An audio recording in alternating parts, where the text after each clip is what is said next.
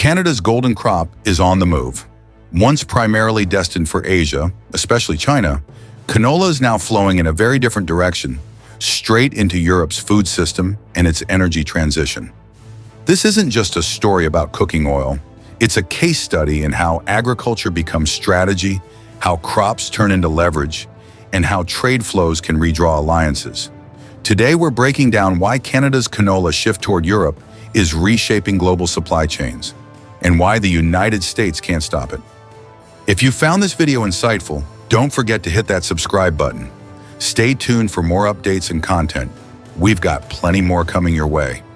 From commodity to geopolitical asset. For years, China was the single most important customer for Canada's canola seed, oil, and meal. At its peak, Beijing imported billions of dollars worth annually, supporting both its food industry and biofuel sector. But that era collapsed almost overnight. Political tensions between Ottawa and Beijing, spanning diplomatic disputes, tech bans, and national security controversies, opened the door to tariffs and restrictions. China effectively cut Canadian canola out of its supply chain. Seed exports plunged, canola meal shipments to Chinese feedlots dried up, and oil exports halted entirely. The message from Beijing was blunt. Canadian agriculture could no longer count on stability in Asia. Turning crisis into opportunity. Instead of sinking Canadian farmers, China's closure forced Ottawa to diversify. Canola, once dependent on a handful of foreign buyers, suddenly needed new allies. And in a twist of timing, Europe was facing its own shortages. The war in Ukraine had disrupted sunflower oil supplies, a staple for European food processors.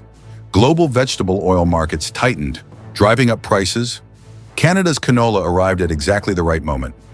Shipments of seed to Europe surged, transforming a once minor trade line into millions of tons annually.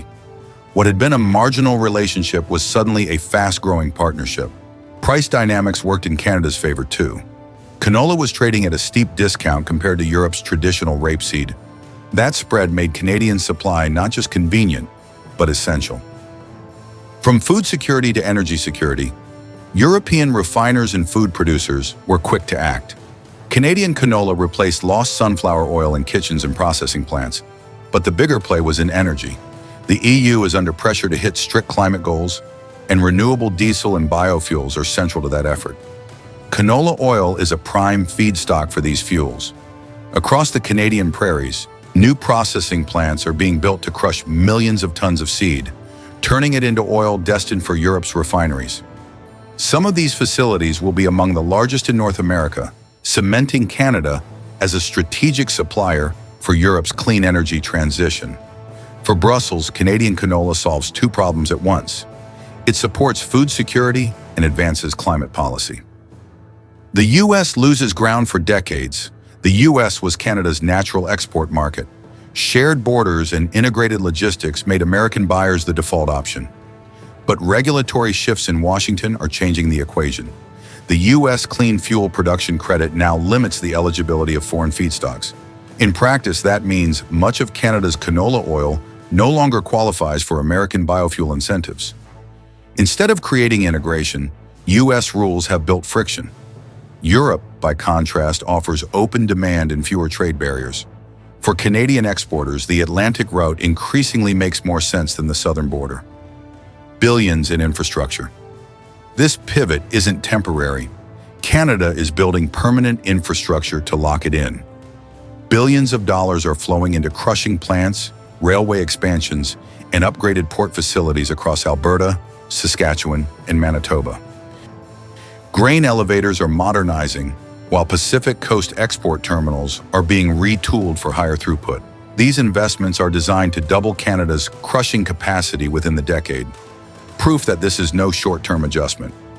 On top of that, consolidation is reshaping the corporate landscape. Agribusiness giants are merging, regulators are forcing investments in infrastructure, and safeguards are being put in place to protect farmers from monopolistic practices. Together, this cements the canola pivot as structural, not cyclical. Canola as a diplomatic tool. By embedding itself into Europe's food and energy systems, Canada is gaining more than new buyers. It's building leverage. Each shipment across the Atlantic reduces Ottawa's dependence on Washington and insulates farmers from Chinese retaliation. This diversification acts as strategic insurance. Over-reliance on either China or the US left Canada exposed. Europe offers balance, stability, and the ability to negotiate from a stronger position. And the symbolism matters. Canola is no longer just a prairie crop. It's a diplomatic tool. Financialization of canola markets are paying attention. Canola is no longer just about farmers. It's becoming an asset class. Investment funds are pouring money into crushing plants, railway upgrades, and renewable diesel projects. Private equity is targeting biofuel supply chains tied directly to Canadian canola. Oil majors are partnering with agricultural processors to turn canola oil into industrial-scale fuel. Even futures markets are shifting. Canola contracts are becoming indicators for both food and fuel markets, reflecting its dual role as a staple and as an energy input. The bigger picture. Canada's pivot to Europe is more than a trade story. It's a blueprint for survival in a fractured world economy. Ottawa turned a crisis, Chinese tariffs and US restrictions, into a strategy.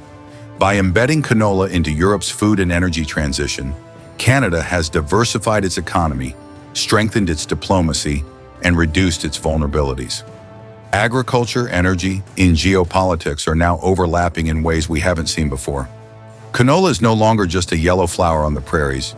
It's a currency of power, a bridge between continents, and a symbol of sovereignty. For Europe, the partnership means stability at a time of energy shocks and food insecurity. For Canada, it means independence from its traditional gatekeepers. And for the US, it's a reminder that influence is never permanent. If you found this video insightful, don't forget to hit that subscribe button. Stay tuned for more updates and content. We've got plenty more coming your way.